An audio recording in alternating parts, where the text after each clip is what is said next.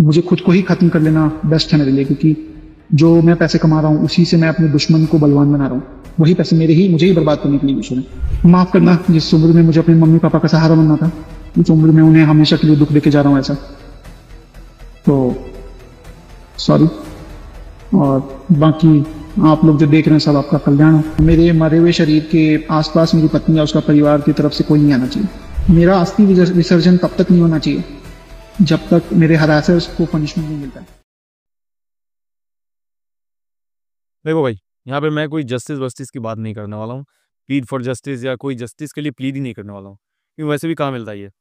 और by the way, अगर मेरे को प्लीड करने की इतनी ज़रूरत ही पड़ रही है, अगर लोगों को ज़रूरत पड़ रही है प्लीड करने की, प्रोटेस्ट करने की हर चीज़ के बारे में, तो आई डोंट थिंक कि सिस्टम यहाँ पे ठीक से काम कर रहा है।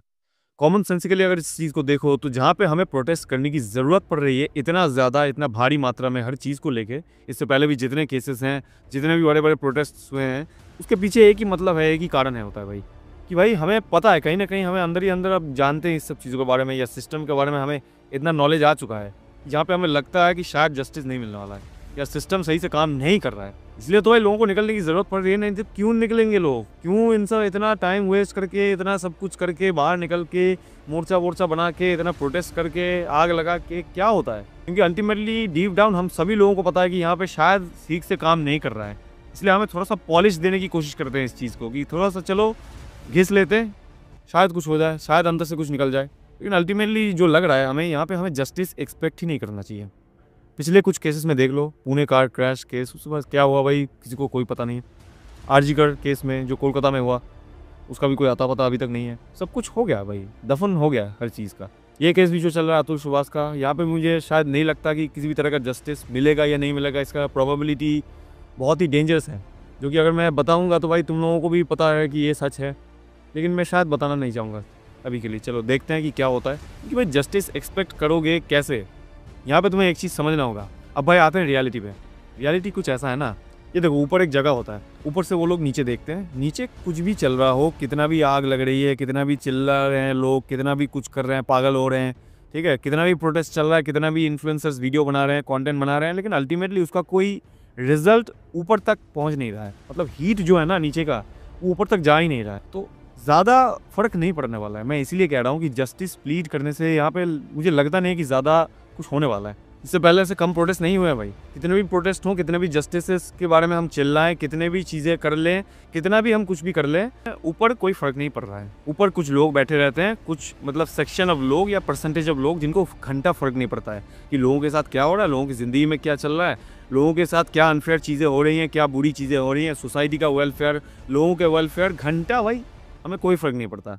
वो सिर्फ अपने लिए बैठे हैं ऊपर। मतलब वो टोटली प्योरली सेल्फिश लोग हैं, जो कि सिर्फ अपने बारे में सोचते हैं, या अपने ऑर्गेनाइजेशन या अपने ग्रुप के बारे में सोचते हैं, और सोच के ही चल रहे हैं।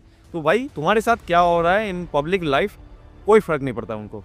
तो ऐसा मत सोचो, कितना भी बड़ा किसी भी चीज़ का सपोर्टर हो, किसी भी ऑर्गेनाइजेशन का तुम सपोर्टर बन के बैठे हो ना, एक बार ये सोच के देख लेना भाई, किसी भी बड़े डेंजरस चीज़ में या केस में फंस जाओगे ना, तो भाई तुम्हारे साथ कोई या नहीं आएगा, तुम्हें कोई हेल्प करने नहीं आने वाला है, क्योंकि simply they don't care about you. ठीक है, तो ऐसा मत सोचना, अपने आप को, अपने आइडेंटिटी को इनके साथ अटैच करना ऐसे ही बंद कर दो।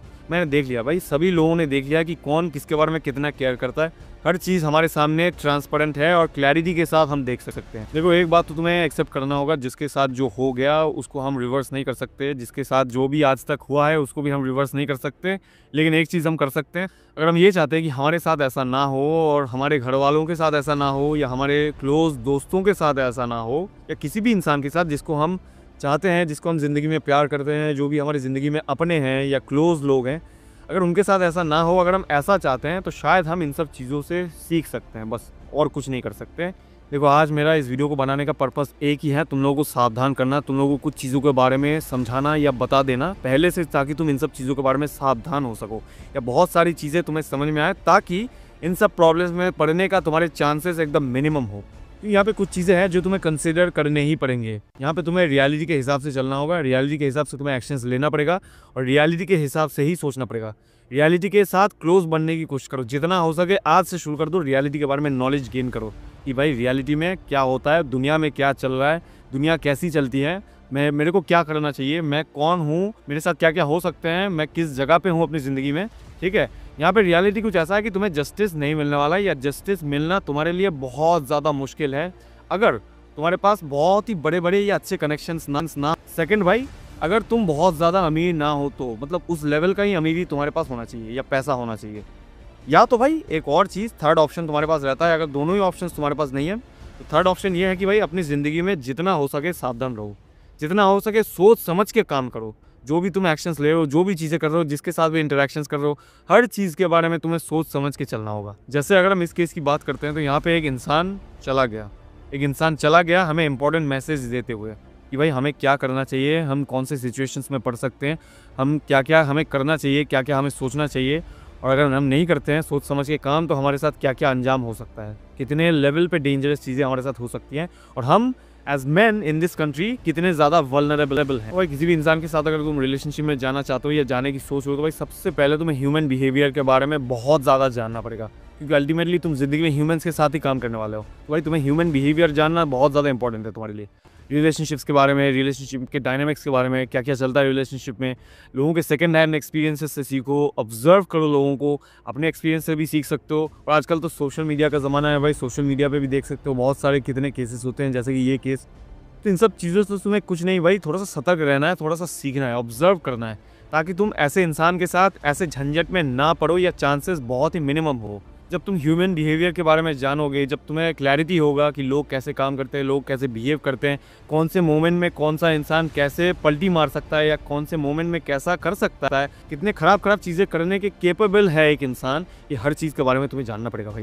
नहीं तो भाई इन सब झंझट में तुम पड़ ही सकते हो, बहुत ज़्यादा चांसेस हैं कि इन सब झंझट में, इन सब चीज़ों में तुम उलझ जाओगे या पड़ जाओगे। अल्टीमेटली तुम्हें डेंजरस लेवल पे कॉन्सिक्वेंसेस फेस करने पड़ेंगे। तो भाई जिस इंसान के साथ जा रहे हो वो कोई हलवा नहीं, तुम्हें उस इंसान के बारे में सर से पैर तक हर चीज़ के बारे में पता होना चाहिए कि जिस इंसान के साथ तुम जाने की कोशिश कर रहे हो, क्योंकि भाई उस इंसान के साथ तुम जिंदगी बिताने के बारे में सोच रहे हो ना। तो अगर तुम जिंदगी बिताने के बारे में सोच रहे हो तो भाई वो कोई टी शर्ट खरीदने नहीं जा रहे हो कि भाई तुम्हें सोचना नहीं है, तुम्हें देखना नहीं है, तुम्हें ज़्यादा मतलब चेक नहीं करना है उस इंसान को। तुम्हें हर चीज़ पता होना चाहिए कि वो इंसान कौन है, सबसे पहले उस इंसान का पर्सनालिटी क्या है, नेचर क्या है, कैरेक्टर में वो इंसान कितना रैंक करता है, क्या उस इंसान को मैं ट्रस्ट कर सकता हूँ, कितने लेवल पे ट्रस्ट कर सकता हूँ और क्यों ट्रस्ट कर सकता हूँ, कैसे कैसे मोमेंट्स हुए उसके साथ मेरा जो कि मैं जिसके बेसिस पे मैं उस इंसान को ट्रस्ट कर सकता हूँ, जिसके बेसिस पे मैं ये कह सकता हूँ कि उस इंसान का पर्सनैलिटी क्या है, कैरेक्टर क्या है, वो इंसान कैसा है। हर चीज़ के बारे में तुम्हें पता चलना ही चलना होगा, क्योंकि भाई prevention is always better than cure. तो भाई तुम्हें प्रिवेंशन के ऊपर फोकस करना होगा। किसी भी इंसान के साथ जा रहे हो भाई, कोई भी ट्रांजैक्शन कर रहे हो, थोड़ा सा सोच समझ के करो। कभी भी अगर तुम्हें लग रहा है किसी भी तरह का थोड़ा सा भी आँच मिल रहा है कि कोई भी इंसान जिसके साथ तुम रह रहे हो, जिसके साथ तुम जाने की कोशिश कर रहे हो, उसके अंदर भाई ग्रीड बहुत ज़्यादा है, मटीरियलिस्टिक डिज़ायर्स बहुत ज़्यादा हैं, या भाई उन सब चीज़ों को भाई फर्स्ट प्रायोरिटीज़ में रखता है अपनी ज़िंदगी में, किसी भी चीज़ को सेक्रीफाइस कर सकता है ओनली फॉर मटीरियलिज्म या लाइफस्टाइल या भाई लग्जरीज या भाई ग्रीड मनी, ऐसी चीज़ों को अगर कोई भी इंसान सबसे टॉप में रखता है अपनी ज़िंदगी में, भाई थोड़ा सा सोच समझ के जाओ उस इंसान के साथ, या भाई मत जाओ। अगर इतना ही ज़्यादा तुम्हारे अंदर डाउट आ रहा है तो भाई मत जाओ, सिंगल रहो, बहुत अच्छे रहोगे। सिंगल रहना कोई बहुत बुरी जगह नहीं है, थोड़ा सा सिंगल रह जाओ, लेकिन जिसके साथ भी जाना चाहते हो सोच समझ के काम करो मेरे भाई, सोच समझ के काम करो। जिस भी इंसान के साथ तुम जाने की सोच रहे हो, सबसे पहले ये देखना है उस इंसान के अंदर अगर बहुत ज़्यादा नार्सिसिज्म है, बहुत ज़्यादा ग्रीडी इंसान है, या बहुत ज़्यादा मटेरियलिज्म, लाइफस्टाइल, लग्जरीज, इन सब चीज़ों के पीछे भागता है, भाई सबसे टॉप प्रायोरिटी में रखता है, तो तुम्हें भाई एक चीज़ सोचना होगा, अगर उस इंसान के साथ तुम्हारा डिवोर्स हो जाता है, कल को ब्रेकअप हो जाता है, तो वो इंसान तुम्हारे साथ क्या क्या कर सकता है, भाई तुम्हारे साथ क्या क्या मान सकता है। जुडिशियल तो भाई लॉ तो उसके साथ है पूरा का पूरा, जो हम देख रहे हैं लॉ पूरा का पूरा अगर उसके साथ है तो भाई वो कुछ भी कर सकती है तुम्हारे साथ। भाई तुम्हें सोच समझ के देखना होगा कि भाई इसके कॉन्सिक्वेंसेस क्या क्या हो सकते हैं, वो क्या क्या मेरे साथ कर सकती है, इसका एंटीसिपेशन भी अपने दिमाग के अंदर रखो, ठीक है भाई। और कुछ नहीं, थोड़ा सा रियलिटी के हिसाब से चलो, थोड़ा सा सावधान रहो, थोड़ा सतर्क रहो, तुम्हें रियलिटी के हिसाब से चलना होगा, क्योंकि भाई अल्टीमेटली रियलिटी को तुम चेंज नहीं कर सकते, इस फैक्ट को तुम्हें एक्सेप्ट करना होगा और भाई आगे बढ़ते रहना होगा अपनी ज़िंदगी में। और चलो देखते हैं ये केस कितना दूर जाता है, इस केस में हमें जस्टिस मिलता है या नहीं मिलता है, या कैसे मिलता है, क्या क्या होता है इस केस में, चलो देखते हैं।